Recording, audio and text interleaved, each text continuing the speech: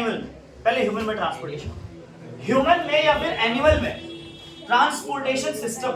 अब यहां से क्वेश्चन फिर से याद आया मुझे, देखो कि बताइए जो एनिमल्स होते हैं, डिफरेंट एनिमल के बॉडी में स्मॉल इंटेस्टाइन भी डिफरेंट साइज के होते हैं, तो ये डिफरेंट एनिमल में different size of small intestine किस बात पे डिपेंड करता है? क्या उस एनिमल के हैबिटेट पे डिपेंड करता है? हैबिटेट मतलब जहां वो रह रहे हैं, तो क्या उस एनिमल के हैबिटेट पे डिपेंड करता है? ये ऑप्शंस है। या फिर क्या वो उस एनिमल के कॉम्प्लेक्सिटी पे डिपेंड करता है, जो बहुत कॉम्प्लेक्स एनिमल है? या क्या वो उस एनिमल के ईटिंग हैबिट पे डिपेंड करता है? ऑप्शंस आपको समझ में आ गया वो तीन में ही, किस पे? ईटिंग हैबिट पे डिपेंड करता है, क्योंकि स्मॉल इंटेस्टाइन का साइज जिसमें ज्यादा लंबा होगा वो हर्बीवोरस होगा। क्या होगा? हर्बीवोरस होगा। और कार्निवोरस जो होते हैं उनके स्मॉल इंटेस्टाइन कम होते हैं, छोटे। क्या मेरी बात समझ में आ गई? तो आपको ऑप्शंस ऐसे भी दिए जा सकते हैं कि क्या एनिमल में डिफरेंट स्मॉल इंटेस्टाइन का साइज क्या उसके इन बातों पे डिपेंड करता है? क्या उसके हैबिटेट पे डिपेंड करता है? नहीं। क्या उसके कॉम्प्लेक्सिटी पे डिपेंड करता है? नहीं। क्या उसकी ईटिंग हैबिट पे डिपेंड करता है? यस। शुरू में ही कहा था हमारे बॉडी में हर चीज के लिए एक सिस्टम है, एक सिस्टमैटिक ऑर्गन है हमारा ना, तो हर चीज के लिए क्या होगा? एक सिस्टम होगा। जैसे न्यूट्रिशन के लिए न्यूट्रिशन सिस्टम, जिसको हम लोग डाइजेस्टिव सिस्टम बोलते हैं, सांस लेने के लिए रेस्पिरेटरी सिस्टम, ऐसे ही ट्रांसपोर्टेशन के लिए ट्रांसपोर्टेशन सिस्टम। अब हर सिस्टम, जितने सिस्टम बॉडी के अंदर हैं, वो सब उसके कंपोनेंट्स हैं। क्या है? कंपोनेंट्स। लाइक रेस्पिरेटरी सिस्टम के कंपोनेंट्स क्या है? लंग्स, ट्रैकिया हो गया, नोस्ट्रिल हो गया, डायफ्राम हो गया, ये सब रेस्पिरेटरी सिस्टम के ऑर्गन्स है, कंपोनेंट्स है। सॉरी, डायफ्राम जो सपोर्ट करता है लंग्स को, नीचे से स्ट्रक्चर होता है, यू शेप स्ट्रक्चर। क्लियर है? समझ में आ गई बात? अच्छा, ऐसे ही डाइजेस्टिव सिस्टम के कंपोनेंट्स कौन कौन है पता है सबको? क्लियर है? अच्छा, उसके बाद ट्रांसपोर्टेशन सिस्टम के कंपोनेंट्स कौन कौन है वो ध्यान से देखिए। तो ट्रांसपोर्टेशन सिस्टम के जो कंपोनेंट्स हैं, ब्लड, दूसरा हार्ट, ब्लड वेसल, जो पाइप्स होते हैं ब्लड के, ब्लड वेसल, चौथा लिम्फ, एग्जैक्टली लिम्फ, और एक और है कैपिलरी। क्लियर है बेटा? सुन लो बेटा, सुन लो, ध्यान सुन लो, मैं कुछ बोलेगा नहीं, चुपचाप।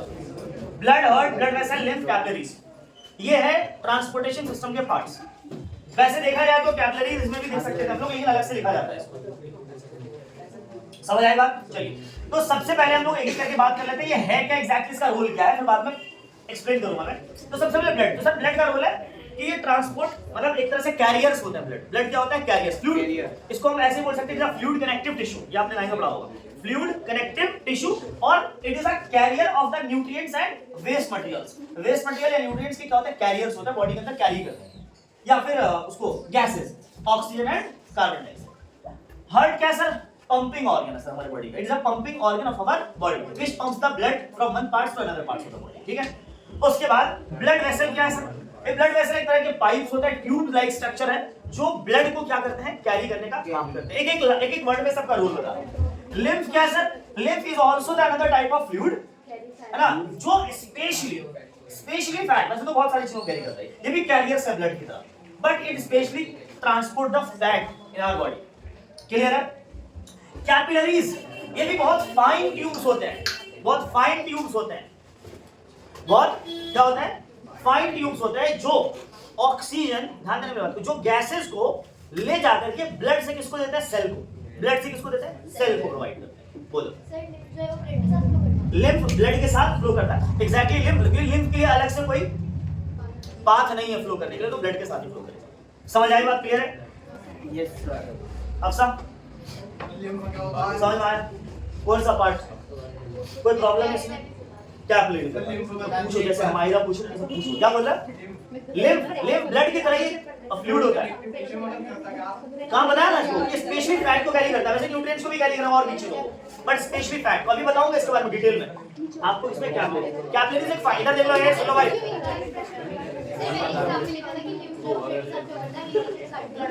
ये सुन लो। हाँ बोलो। अब लिम्फ ब्लड के साथ फ्लो नहीं करता, ऐसा उन्होंने कहा था ना। लिम्फ के लिए एक अलग से कोई पाइप नहीं है हमारे पास ना, वो ब्लड उसी पाइप में ब्लड के थ्रू ही फ्लो करता है, लेकिन वो ब्लड में मिक्स नहीं होता।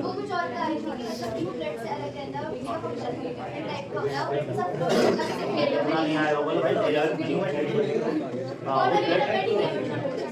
चलो मैं आपको एक बार जब मैं लिख पढ़ाऊंगा तो मुझे याद रहेगा, ठीक है? मैं आपको बताऊंगा, लिखी पूरी कहानी बताऊंगा क्या। फिलहाल देखते हैं ब्लड। सुनो बेटा, हाँ कैपिलरीज आपको देखना। चलो कैपिलरीज समझना है। कैपिलरीज एक तरह का फाइन ट्यूब है, जो लिखा होता है किताबों में, ये लिखा होता है is the fine tube which connects the arteries to the veins. Arteries को किससे कनेक्ट करता है? वेन से कनेक्ट करता है। और बीच में वो सेल को क्या प्रोवाइड करता है? न्यूट्रिएंट्स या फिर जो भी ऑक्सीजन है, जो भी प्रोवाइड, मतलब गैसेस हो गए, न्यूट्रिएंट्स हो गए, कैसा होता है? देखो मान लो ये हमारा क्या है? आर्टरीज। अब इस अच्छा ये क्या है? मान लो वेन्स, यहां से वेन स्टार्ट, यहां पे बहुत सारे सेल्स हैं। अब आर्टरीज खुद नहीं जाएगा सेल को कि लो भाई ऑक्सीजन, ये न्यूट्रिएंट्स, ऐसे नहीं। ये क्या करेगा? आर्टरीज, या आर्टरीज है, ये वेन्स है, बीच में बहुत फाइन ट्यूब्स होते हैं, बीच में इससे कनेक्टेड फाइन, और सारे ट्यूब अभी कहां मिले होते हैं? समझ आई बात? क्लियर है? अब ये सब जो फाइन ट्यूब्स है, इन्हीं को कहा जाता है कैपिलरीज। समझ आई बात? क्लियर? तो आर्टरीज को किससे कनेक्ट करता है? ऐसा लिखा मिलेगा आपको इन सीआरटी बता रहा हूं वेन्स के बारे में, सॉरी कैपिलरीज के बारे में, कि capillaries combines to form veins. सही बात है, देखो ना, capillaries combines to form veins. कोई बात हो रही नहीं हो रही? कैपिलरीज कहां कंबाइन हो जाती है? समझ आई बात? क्लियर है? कोई प्रॉब्लम नहीं ना? चलिए तो अब एक एक करके जरा पढ़ लेते हैं। सबसे पहले ब्लड के बारे में। ब्लड के बारे में, blood is a fluid connective tissue, एक फ्लूइड होता है। उसके बाद हाँ एग्जैक्टली इसका कलर भी रेड होगा। ब्लड के कंपोनेंट्स 4 होते हैं, कितने? 4। आरबीसी, डब्ल्यूबीसी, प्लेटलेट्स और प्लाज्मा। 9th में वैसे पढ़ा होगा आपने, पर दोबारा पढ़ लो। आरबीसी, डब्ल्यूबीसी और प्लेटलेट्स और प्लाज्मा 4 है। इसमें से आरबीसी में पाया जाता है हीमोग्लोबिन। हीमोग्लोबिन एक रेड पिगमेंट होता है, red pigment present in the RBC which have 2 function. 2 काम है इसके। कितने काम है? 2 काम। पहला काम है, कौन बताएगा? ऑक्सीजन कैरी करना पहला तो। दूसरा, और रेड कलर प्रोवाइड करना टू द ब्लड। ब्लड को रेड पिगमेंट क्या करता है? प्रोवाइड। बात समझ आ गई? क्लियर है? अच्छा अब आते हैं आरबीसी के बाद डब्ल्यूबीसी। डब्ल्यूबीसी व्हाइट ब्लड कर्पस्क्यूल्स या व्हाइट ब्लड सेल बोलते हैं। व्हाइट ब्लड सेल का काम एक ही ध्यान रखना, जो पेपर में ज्यादातर पूछाते हैं, कि हमारे डिजीज से फाइट करना, माइक्रोब से फाइट करना, एंटीबॉडी का काम करता है व्हाइट ब्लड सेल। ब्लड कहां से कहां तक? हार्ट से सेल तक। और लिम्फ कहां से कहां तक? हार्ट से टिश्यू तक। क्योंकि टिश्यू जो है वो किससे बने होते हैं? सेल से बने होते हैं। मतलब उतना लोअर रीजन तक या लोअर लेवल तक ये नहीं जा पाता कौन? लिम्फ, लेकिन ब्लड चला जाता है। खैर इतनी बात क्लियर। ब्लड के बारे में काम पता हो गया, काम पता हो गया ब्लड का। एक एक करके अलग अलग कंपाउंड्स का अलग अलग काम है, पर अगर ब्लड का अकेला ऐसी काम पूछ ले तो क्या क्या बोलोगे? न्यूट्रिएंट्स कैरी करना, वेस्ट कैरी करना, गैसेस कैरी करना, हार्मोन्स को कैरी करना। क्लियर है? हार्ट के बाद, हार्ट हमारे बॉडी का पंपिंग ऑर्गन, इसके अलावा इसका कोई काम नहीं है। जो भी रिवर्स है वो सारे झूठे। तो हार्ट का काम सिर्फ और सिर्फ क्या? ब्लड को पंप करना। क्लियर है? अगर हार्ट ना हो तो सिर्फ हमारे बॉडी में एक काम नहीं हो पाएगा, वो है पंपिंग ऑफ ब्लड। क्लियर हो गया? अच्छा, हार्ट जिस मसल का बना हुआ है उस मसल का नाम सिलेरी मसल। Cardiac muscle. कौन सा? ये सिलेरी मसल कौन सा मसल आ गया? सिलेरी मसल आंख में था भाई। क्या था? Cardiac muscle. 9th class tissue chapter, tissue का लास्ट टॉपिक, मस्कुलर टिश्यू का लास्ट वाला। कार्डियक मसल एक तरह का इनवॉलेंटरी मसल होता है।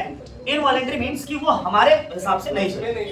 क्लियर है? वो अपने आप ब्लड को पंप करेगा या पंप नहीं करेगा। अगर मैं हार्ट का वर्टिकल सेक्शन देखूं तो मायरा, हार्ट ऊपर से, हार्ट की जो वॉल होती है वो ऊपर से थिन और नीचे से थिक होती है। हार्ट की वॉल ऊपर से थिन और नीचे से थिक। Sir reason? क्योंकि हार्ट के नीचे वाले वॉल से ही ब्लड का पंपिंग, जो ब्लड के पंपिंग का काम है वो पूरा होता है। तो पंप किधर से करेगा blood? Heart, sorry lower part से। लोअर पार्ट को नॉर्मली एक नाम से बुलाते हैं वेंट्रिकल। अब वो राइट का है तो नाम दे देना राइट वेंट्रिकल, लेफ्ट का है तो लेफ्ट वेंट्रिकल। लोअर पार्ट को क्या बोलते हैं? वेंट्रिकल। हार्ट के बारे में पहले एक एक पॉइंट सुनते जाओ। क्या बोला मैंने? हार्ट कार्डियक मसल का इनवॉलेंटरी मसल है, ऊपर से थिन नीचे से थिक होता है। 3 पॉइंट्स हो गए। हार्ट का साइज हमारे फिस्ट के बराबर है।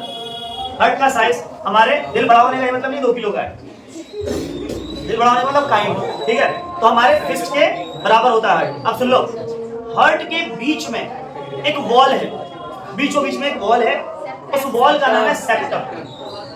5वीं बात हो गई। 5 पॉइंट्स मैंने आपको हार्ट के बारे में बता दिए। अभी काम कुछ नहीं बताया मैंने, ये सिर्फ हार्ट की प्रॉपर्टी है। कार्डियक मसल का इनवॉलेंटरी मसल है। तीसरा ऊपर से थिन, लोअर पार्ट से थिन। चौथा, बीच में एक वॉल होती है उसका नाम सेप्टम है। और पांचवा क्या बताया मैंने हार्ट के बारे में? साइज, किसके साइज के बराबर, समझ आई बात? क्लियर? छठा, 6 पॉइंट सुन लो मेरी बात। 6 पॉइंट में ये कि हर्ट जो हमारा, ध्यान देना, हर्ट जो हमारा वो किधर है? लेफ्ट है राइट में? राइट में है, और वो लेफ्ट की तरफ टिल्टेड है, झुका हुआ। 4 चैम्बर हर्ट में, 4 चैम्बर के अलग अलग नाम है। पहले सेप्टम क्या करा? राइट और लेफ्ट में डिस्ट्रीब्यूट, मतलब इसको डिवाइड करा। हर्ट को मान लो इधर, मान लो ऐसा है हर्ट, तो बीच से एक दीवार है, इसका नाम क्या है? हर्ट नहीं है, बता रहा हूं। तो बीच से क्या है? सेप्टम लेफ्ट, और ये क्या? राइट पार्ट मान लो। और आप लोग देखो, अब जैसे मैं अभी पढ़ा रहा हूँ ना आपको कि ये लेफ्ट है और ये राइट है, तो आगे से कभी भी जब आप डायग्राम बनाओ या कुछ भी आप कहीं पर भी ड्रॉ करो, रफ डायग्राम बनाओ या कैसा भी फ्लो चार्ट बनाओ, तो आगे से हमेशा ध्यान रखना, कंफ्यूजन ना होने के लिए, राइट जो आपका राइट है उसमें क्या लेना? लेफ्ट, और जो लेफ्ट है उसमें क्या लेना? राइट। किसमें? डायग्राम में। किसमें? ऐसा क्यों? क्योंकि सर बुक में ऐसा। आप भाई मेरी मर्जी में लेफ्ट ले इधर ले लूं, मतलब, लेकिन आप अब क्या करो? अब इधर ही मानना, क्योंकि कंफ्यूज हो जाओगे। क्लियर है? ओके, चलिए। तो अब क्या हुआ? जो राइट पार्ट है उसमें भी दो हिस्से हैं, और जो लेफ्ट पार्ट है तो वो पता है क्या? लोअर पार्ट को नाम देंगे वेंट्रिकल, अपर पार्ट को नाम देंगे एट्रियम। लोअर पार्ट को वेंट्रिकल, अपर पार्ट को एट्रियम। अब सुनो, राइट, अगर राइट की बात है तो ये राइट वेंट्रिकल और ये लेफ्ट वेंट्रिकल। क्लियर? अच्छा, ऊपर को एट्रियम बोलते हैं, ये राइट एट्रियम और ये लेफ्ट एट्रियम। क्लियर हो गया? हार्ट हमारा जिसमें आपको 4 चैम्बर्स दिख गए, कहां पर है? नीचे सर वेंट्रिकल, ऊपर एट्रियम। अब जो पार्ट है उस हिसाब से लगा दो आप, लेफ्ट एट्रियम, लेफ्ट वेंट्रिकल, और right atrium, right ventricle. Clear हो गया? चलिए इधर देखो, एट्रियम मतलब ये, ध्यान देना मेरी बात को। देखो अब क्या है सर, इसमें ना बहुत सारे पाइप्स होते हैं। जो हार्ट होता है उसमें बहुत सारे पाइप्स लगे होते हैं। जैसे मान लेते हैं कि फॉर एग्जांपल ये जो सेक्शन है वो मैंने बनाया है फिलहाल लंग्स के, ठीक है, और ये जो सेक्शन है वो है फॉर एग्जांपल सेल।